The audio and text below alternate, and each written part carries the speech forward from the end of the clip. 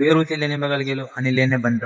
तर सांगतो पुढं तेवढं ब्लॉक पूर्ण बघा. तर आज आम्ही चाललो होतो वेरूळच्या लेण्या बघायला. म्हटलं जाता जाता पेट्रोल टाकून घेऊ गाडीमध्ये. पेट्रोल टाकलं, निघलो तिथं. जे नाही व्हायचं तेच झालं. गाडी बंद पडली, कशी तरी चालू केली. आलो मावाज भावाकडे, त्याला घ्यायचं होतं. घेतलं त्याला तिथून.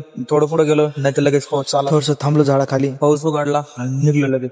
वातावरण पण लई डेंजर झालं होतं. म्हणलं पाऊस नाही आला म्हणजे बरं होणार. यावेळेस तरी देवाने आपलं ऐकलं आणि आपण पोहोचलो होतो वेरूळला. मेन गेट पायी आलो. म्हटलं आता गाड्या पार्किंग करायला. शेवटी गाड्या पार्किंग केल्या, निघलो. तिथे गेलो, आज बंद होतं. ते म्हणे आज बंद आहे, उद्या या. म्हटलं बरोबर नक्की येऊ. टाइमपास न कर. तिथून लगेच निघलो देवगिरी किल्ल्याच्या अंगावर. म्हटलं थोडेसे फोटो काढून घेऊ. फोटो काढले आणि तिथून लगेच निघलो देवगिरी किल्ल्याच्या अंगावर. पाऊस मोकार चालू होता, एकदम पूर्ण सगळीकडे धुकं झालेलं होतं. म्हटलं पावसाचं एखाद्या झाडाखाली थांबून घ्यावं, पण म्हटलं टाइम खूप होईल, आपल्याला अजून भरपूर लांब जायचंय. पावसात न थांबता आम्ही लगेच थोडंसं पुढे आलो.